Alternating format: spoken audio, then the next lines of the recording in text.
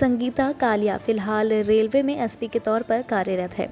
हरियाणा सरकार के चर्चित मंत्री अनिल विज से 2 बार विवादों के कारण चर्चा में रही आईपीएस अधिकारी संगीता कालिया को लोग उनके कड़े तेवर के लिए जानते हैं। इन दिनों संगीता रेलवे में एसपी के पद पर तैनात है।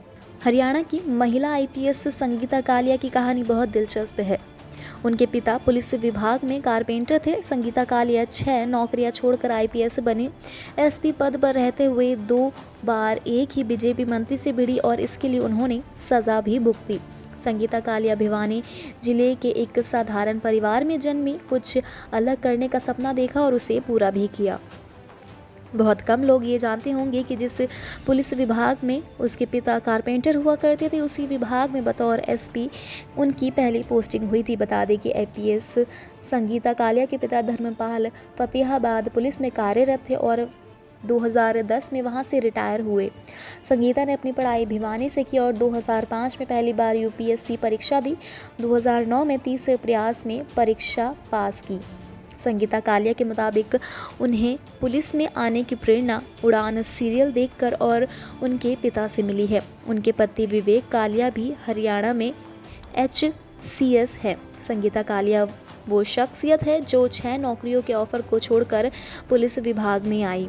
संगीता कालिया का साल 2018 में स्वास्थ्य मंत्री अनिल विज से विवाद हुआ था। तब भी वह चर्चा में रही। अनिल विज फतेहाबाद में कष्ट निवारण समिति की बैठक ले रहे थे।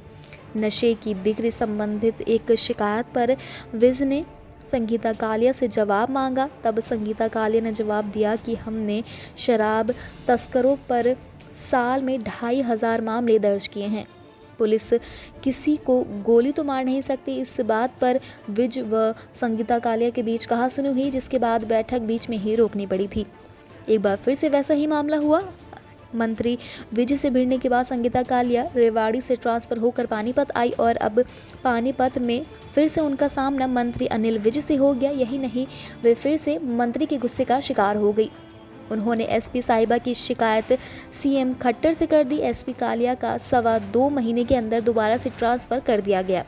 बता दें कि आईपीएस संगीता कालिया मूल रूप से भिवानी जिले की रहने वाली है। फतेहाबाद के बाद उनका तबादला रेवाड़ी किया गया। उसके बाद कुछ समय तक भिवानी व पानीपत में रही। अब वह रेलवे में एसपी के तौर पर कार्यरत है। Subscribe to our YouTube channel and press the bell icon to get the latest updates.